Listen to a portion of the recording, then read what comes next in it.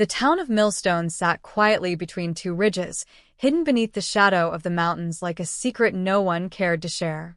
It was the kind of place where time moved slower than anywhere else, where everyone knew each other's names, habits, and sins. On the surface, it looked peaceful, even charming, with its single street lined with maple trees and the soft chime of the church bell every evening. But beneath that calm, Millstone harbored something heavy and unspoken, an anger that had grown roots over the years, deep and strong. It began with one man, Earl Dunn. Earl had been the kind of boy who enjoyed breaking things just to see how they worked. But when he grew older, that curiosity turned cruel. He became the town's bully, not in the childish sense, but in the kind that carried weight, the kind that could destroy livelihoods and reputations.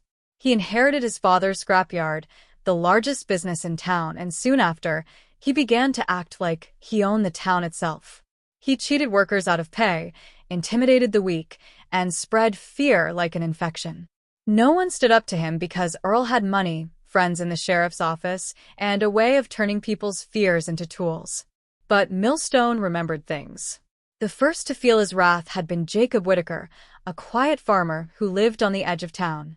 Earl claimed Jacob owed him money for repairs that never happened, and when Jacob refused to pay, Earl sent men to destroy his barn. 2 weeks later, Jacob left town with his wife and newborn daughter, and no one ever heard from him again. That was the first time people saw what Earl was capable of. But not the last. Over the years, stories piled up. Broken homes, fired workers, women whispered about behind their backs. Still, no one did anything. They nodded politely to Earl at the diner, forced smiles, and prayed he wouldn't turn his attention to them next. Until one day he did. It was the summer of '93 when Earl picked the wrong person. Her name was Clara Holt, a schoolteacher who had arrived from the city just a year before. She was young, bright-eyed, and determined to make the town's children dream beyond Millstone's fences. Earl took a liking to her, the kind of liking that felt like a threat.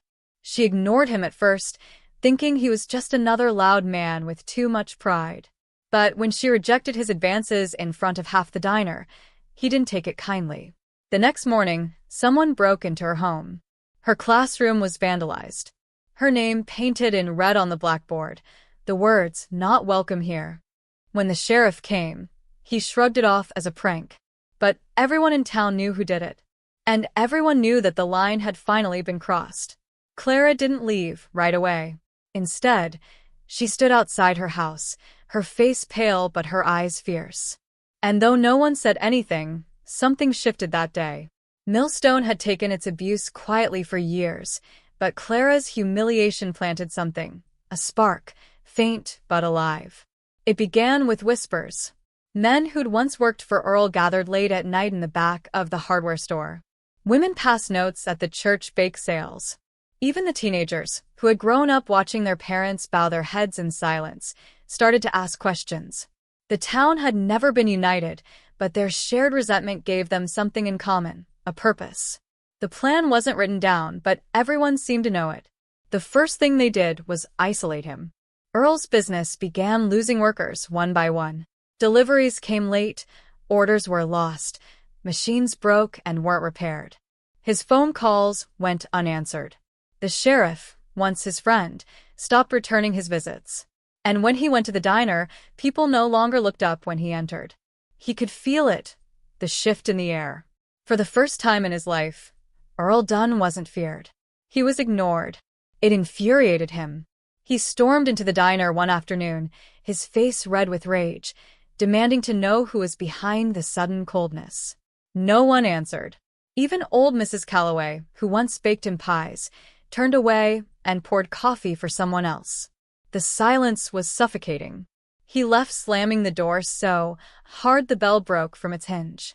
Then came the accidents. First, the fire at the scrapyard office, an electrical short, the report said. Then his truck tires slashed. His fence vandalized. Every night, something happened, small but deliberate, as though the town was speaking to him in quiet acts of defiance. He went to the sheriff, shouting that someone was targeting him. But the sheriff only sighed, his tired eyes unreadable, and said there wasn't enough evidence. Within months, Earl was a ghost in his own town. His business collapsed. His house, once the biggest on Main Street, stood dark and unkept. He rarely came out except to buy liquor, his swagger replaced by a nervous twitch. People watched from behind curtains as he stumbled home, shouting at shadows.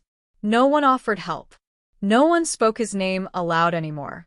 And then, one cold November night, Earl Dunn vanished. His truck was found at the edge of the quarry, headlights still burning, the keys in the ignition.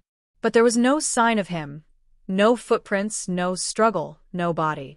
The sheriff searched for days, dragging the quarry pond, interviewing townsfolk who all said the same thing. They hadn't seen him. But they had. Everyone had. They'd seen him stumble into the fog that night. They'd seen the men follow him. Men who'd lost jobs, brothers, fathers to Earl's greed. They'd seen the women who watched in silence for years, their faces unreadable, standing at the end of the road as the truck disappeared into the mist. No one spoke of what happened next. In the weeks that followed, Millstone seemed to breathe easier. The church bell sounded clearer. The streets were cleaner. People smiled again, even laughed. Clara Holt stayed. She kept teaching. Sometimes, when she looked out at the playground, she thought of the night she heard the tires on gravel, the faint sound of shouting carried by the wind. She never asked what happened. She didn't need to. Years later, when strangers passed through Millstone and asked about the old scrapyard by the quarry, the townsfolk would exchange quiet looks and say, "Oh, that place? Best not go poking around there after dark." And every so often, when the fog rolled down from the mountains and settled low over the town, the air would grow still, heavy, as though the land itself remembered. The people would lock their doors, close their curtains, and wait for the night to pass. Because Millstone had taken its revenge once, and it would do so again if it had to. The years rolled by, but the memory of Earl Dunn lingered like a stubborn ghost, woven into the wind that swept through the trees at night. Millstone moved on, at least outwardly. New shops opened, the diner got a fresh coat of paint, and the old church bell was repaired and rang again every Sunday morning. To anyone passing through, the town seemed perfectly ordinary, peaceful even. But those who lived there knew better. They felt it in the way the shadows stretched longer near the quarry, or how conversations dropped to whispers when the past was mentioned. Clara Holt became something of a quiet hero in town, though no one ever called her that. She taught generation after generation of children, each class less afraid, more curious. She never married, but she became part of every family, attending birthdays, helping at the market, writing letters for those who couldn't. Her life in Millstone was calm, but she never forgot that summer, nor the man whose cruelty had nearly broken her spirit. Sometimes, on her evening walks, she passed the old scrapyard. The gates were rusted now, the sign half buried in weeds. Birds nested in the old crane. She would stop there listening to the silence. It wasn't empty. It was full, as though the earth itself held a secret too heavy to release. She never stayed long. But as much as the town had healed, revenge had a way of leaving stains that didn't fade. Children grew up hearing half-told stories, and some nights, they dared each other to sneak up to the quarry. Most came back pale, swearing they heard footsteps behind them, or voices in the fog calling their names.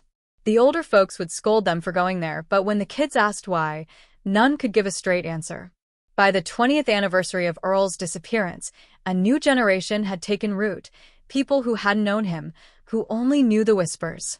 The younger mayor proposed clearing the scrapyard to make space for a new warehouse, something that would bring jobs.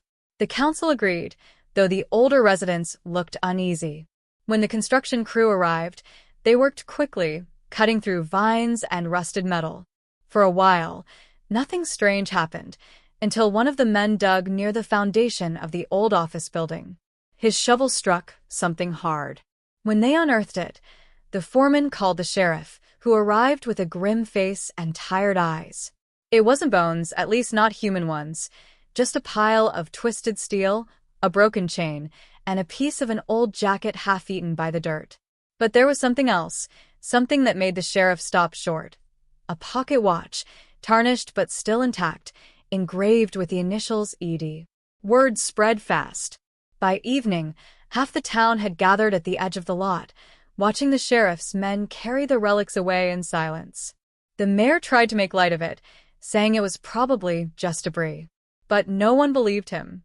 The air felt heavier that night, thicker, as if Millstone had been reminded of something it preferred to forget. After that day, strange things began to happen again.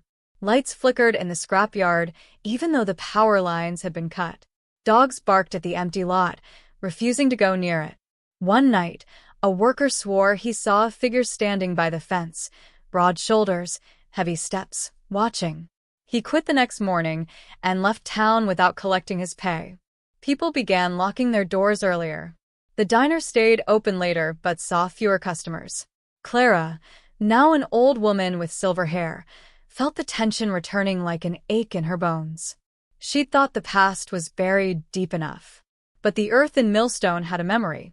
One evening, she sat by her window, watching fog slide down from the hills like a slow tide. It crept through the streets, soft and white, swallowing the lamplight. Somewhere in the distance, she heard a faint metallic clatter, like chains dragging over gravel. Her hands trembled, and for the first time in years, she felt afraid. That night, no one slept well. By morning, a heavy silence hung over the town. The sheriff's car was found parked near the quarry, engines still running. The driver's door hung open, but he was nowhere to be seen.